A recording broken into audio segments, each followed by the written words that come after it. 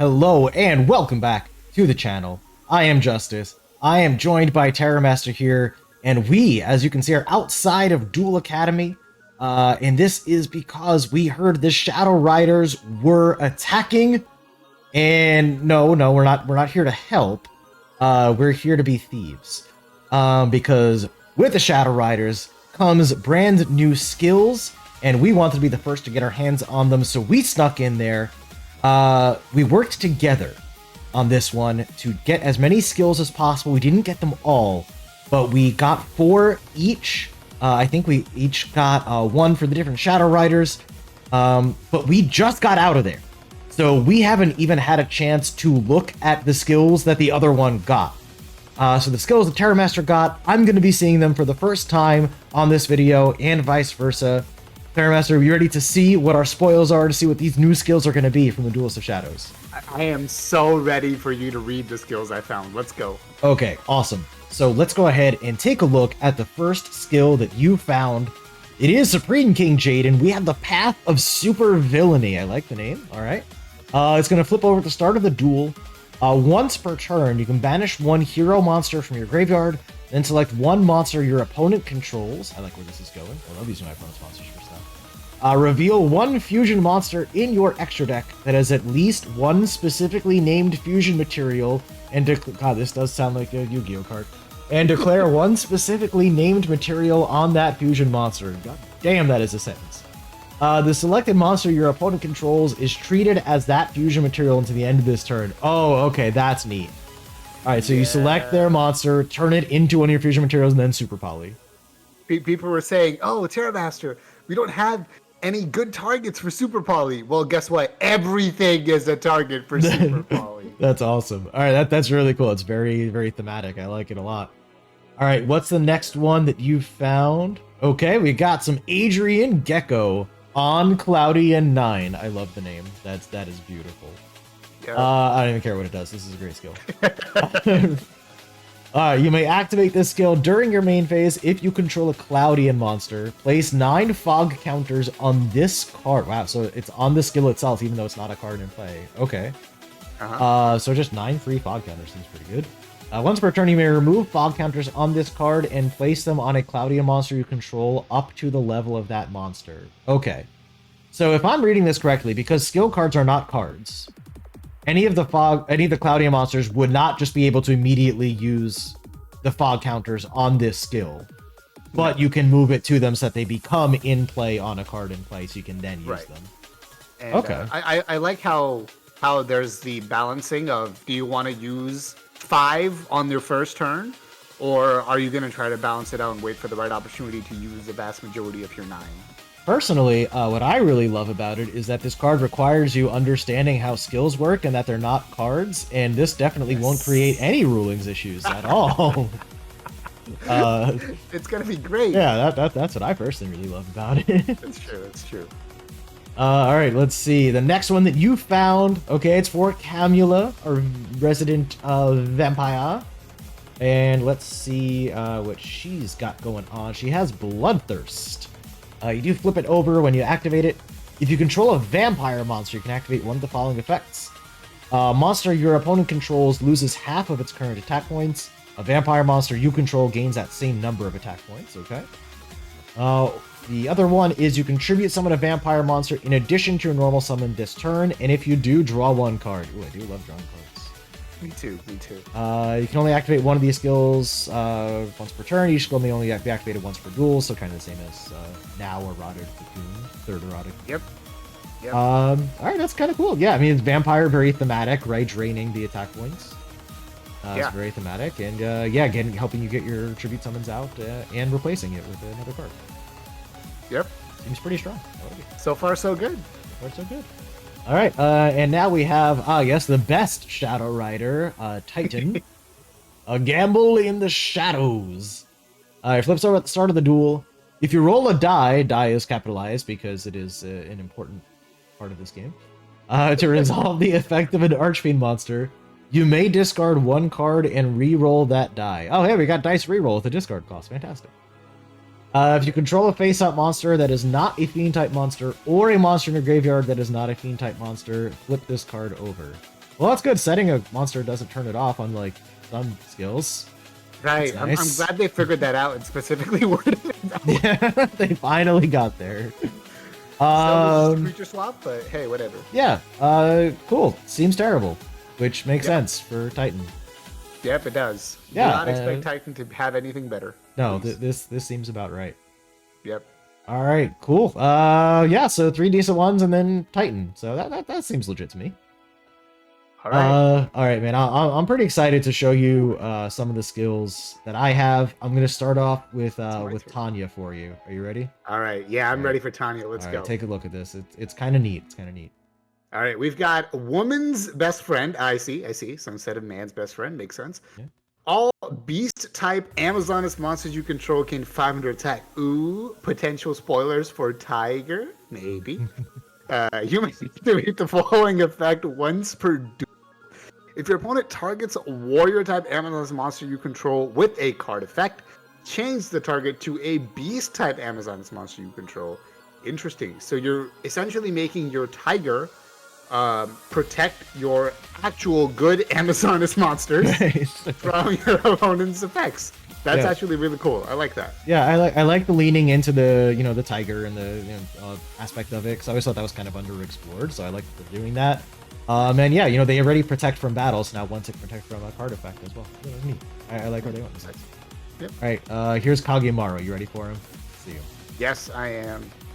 All right, Kagemaru's got Sacred Chaos. Oh, I like seeing the word chaos. To summon Armatile the Chaos Phantasm, you may banish up to 2 of its fusion materials from your graveyard instead of your field. Graveyard fusion, we did it. We have accomplished graveyard fusion in a skill. This is peak speed duel. We can't get any better. Yeah, because like Armatile was like always like this big, oh my god, it's really cool thing for Sacred Beast, but it's like, yeah, you have to control all 3 of them, like to banish. This is like, now you still have to get 1 out normally, but then the other 2 in the grave, so it still needs some setup, but much easier to accomplish. Yeah, we just have to hope the 1 is easy to summon. Yeah, that's all. Yep.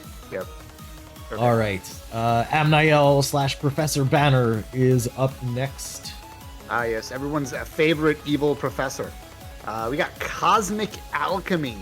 If your Helios monster, incentive to play Helios, is destroyed by your opponent's card, battle or card effect, and banished, special summon it during the end phase. Its original attack becomes equal to attack it on the field, and then it gains 200 defense. So this is very good because if you watched our was it best case Amniel video, we did talk about how Helios has the problem of in a deck where you're trying to banish everything, it only works if it gets sent to the graveyard. Yeah. So this is really good. It solves the Helios problem, and it makes Helios, and more specifically, I believe Helios Monarchs, a playable deck. So this is really cool. Yeah, I like to it solves both problems that the Helios monsters had. One, as you said, going to graveyard is stupid in a deck that's trying to banish things. But then also, the Helio Duo and Trice, both, okay, they gain 300 attack, but that's all they're ever getting, is that 300 attack. Right? Because, because it's always based on the original attack when they come back to the field. So this actually allows them to keep growing bigger and bigger. Every time they get banished and then come back, they get bigger and bigger, which is neat. Yeah, I like it. All right, and then we got our boy Night Shroud. This is the one I am most excited for from what you found. We got Red Eyes Ritual. Reveal 1 Red Eyes monster in your hand. Good, simple cost, not cut off half your leg. Add from your deck to your hand 1 Dragon type Ritual monster whose level is equal to or less than the revealed monsters. If you do, you may also add 1 Ritual spell from your deck to your hand. Oh, this is so cool. So you're revealing a Red Eyes monster, which is presumably high level. So that's your tribute cost right there. And then you're just getting to pre-prep, essentially, right then and there. That's actually amazing. The fact that once per duel doesn't even matter because it's so good at turboing out the monster that you want to build your deck around. That's great. Yeah, no, I'm glad you like it. I was really excited for this one too, and it just confirms, the ritual monsters that we predicted in our best case scenario. Or in the box. And, the other one. Yep. So yeah, the confirmation, easy. But yeah, I like this one too because it's not generic ritual support. It specifically is for dragon types.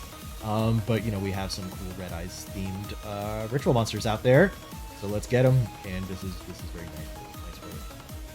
Yeah. I'm going to give you mine, and then you can give me yours. As far as favorite skills out of the ones that we found, for yours, I'm gonna say the Supreme King. I'm gonna put that back on the screen real quick.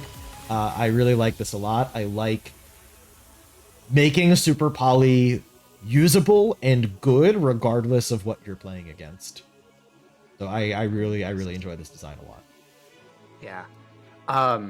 I gotta say, being a fan of fusion summoning, being able to fuse 3 sacred beasts together to create a monster as cool as Armatile is just awesome. Like this, even if you don't want to play Sacred Beast the traditional way, which is you try to summon one or multiple Sacred Beasts in the course of a game, you don't really have to. You have to just focus on turboing out one and sending the other two to the graveyard, and that's it. And now we have Foolish Burial at 2! Now we have Foolish at 2!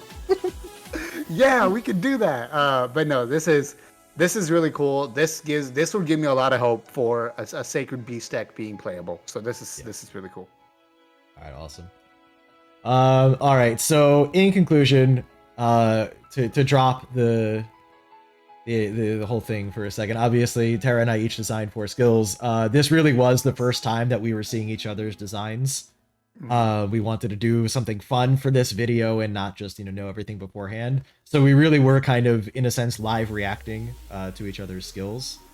I want to talk a little about my design philosophy. I didn't want to go crazy. I know in the past, when I found the skills from the first GX box, I kind of went overboard, like on purpose, though. I wanted to. For this, I wanted to pull back just a little bit and give things that I think could exist in the current state of speed duels that would be good, but not insanely broken. I also wanted to focus on aspects of the archetypes that were either under-supported or underexplored with the current card pool, even in advanced format, right? So focusing a little bit more on the Tigers, for Amazonas, giving Armatile a reason to actually be played because it doesn't have one, normally. Unless you're playing, the big fusion, which then goes into Armatile, but you don't have a reason to just try to summon Armatile. So I wanted to give a reason for that. Red Eyes was interesting because there's a lot of cool Red Eye support. I didn't want to go the burn route, obviously, in a 4,000 life point format. So I decided to go, I looked at actually our best case, and I'm like, what actually could use some cool support here? And that's where I landed on the rituals and giving a dragon ritual specific skill. So that was kind of my design. Was there anything that you particularly tried to do with yours, or how did you approach it? For 3 of them, so Camilla, Supreme King, and Adrian, I went with what do these archetypes need without getting broken cards, just straight up cards, to push them kind of over the edge of being, okay decks or bad decks versus actually being good decks. And I think for Supreme King, the Super Poly is perfect because it's hey, your fusion monsters now, Super Poly goes into them quite easily. We had the Adrian thing, which is look, fog counters can sometimes be really slow, Cloudians to build up.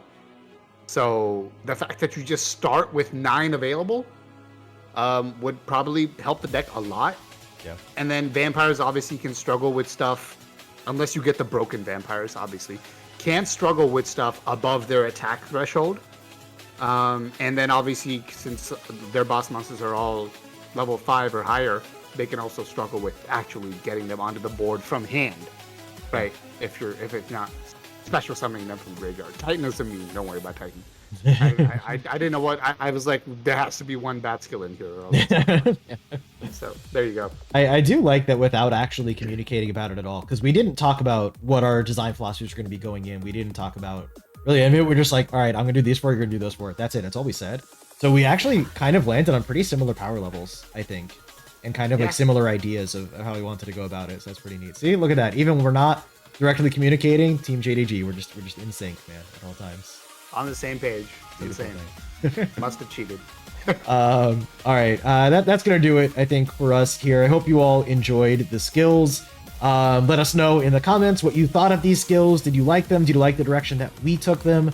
What would you want to see? What kind of skills would you want to see these characters have in the box? We're getting closer and closer every day to actually finding out for sure. But until then, let us know, how you'd like to see the skills. I just want to say one thing, since at the end of every video I say, we're not done yet. Unfortunately, we are done. We're done. This does end the Duelists of Shadows prediction series. So you won't be seeing any more of these on Thursdays and Fridays.